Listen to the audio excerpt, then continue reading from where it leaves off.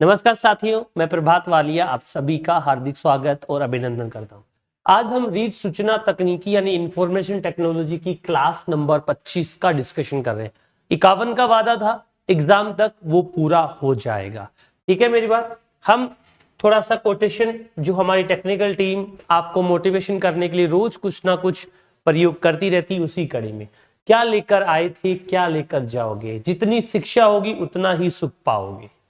सही कहा है दोस्तों, समाज को आगे बढ़ाने में शिक्षा का सबसे महत्वपूर्ण रोल होता है।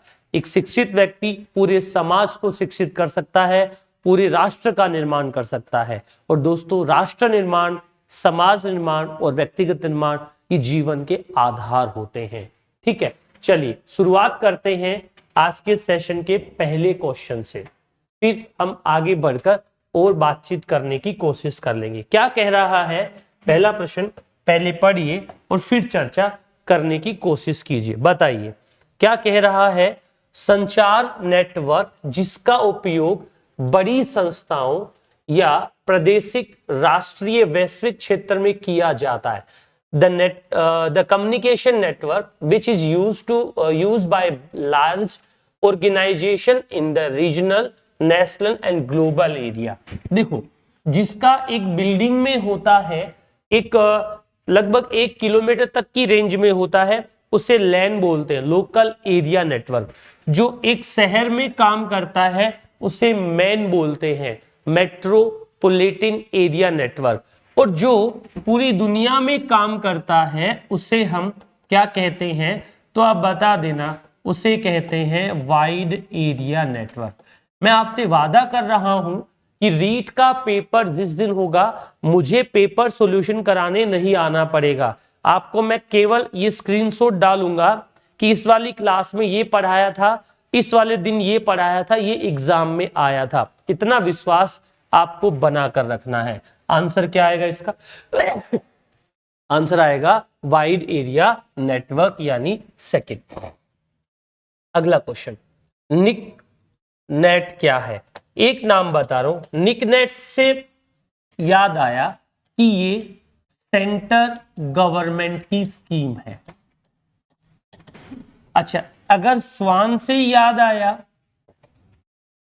तो ये राजस्थान की स्कीम है। इसे बोलते हैं स्टेट वाइड एरिया नेटवर्क। इसे बोलते हैं नेशनल इंफॉर्मेटिक्स सेंटर नेटवर्क।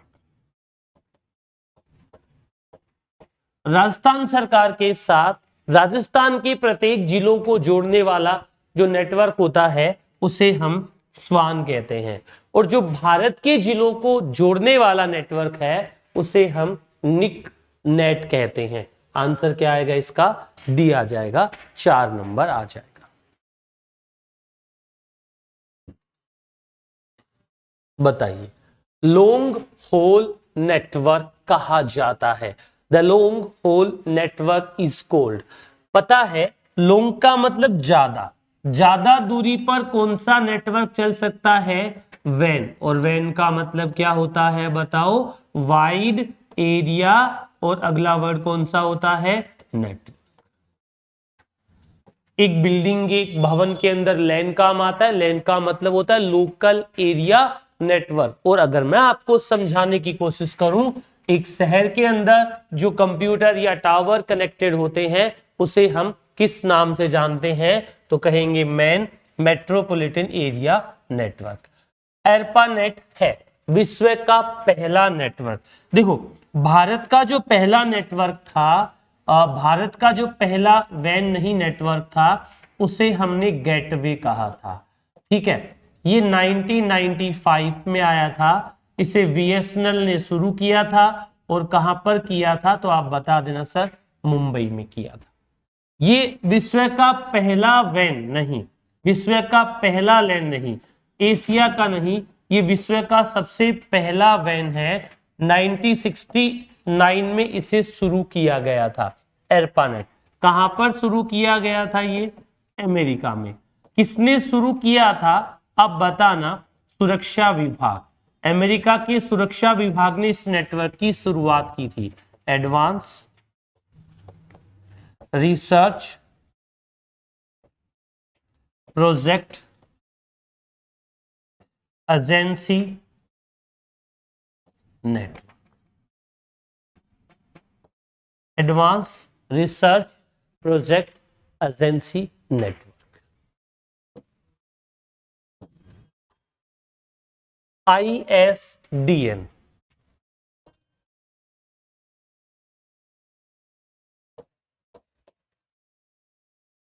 में मोडेम की जरूरत क्यों नहीं पड़ती? एक होता है हमारे पास कौन सा सिग्नल? एनालॉग। एक होता है हमारे पास कौन सा सिग्नल? डिजिटल।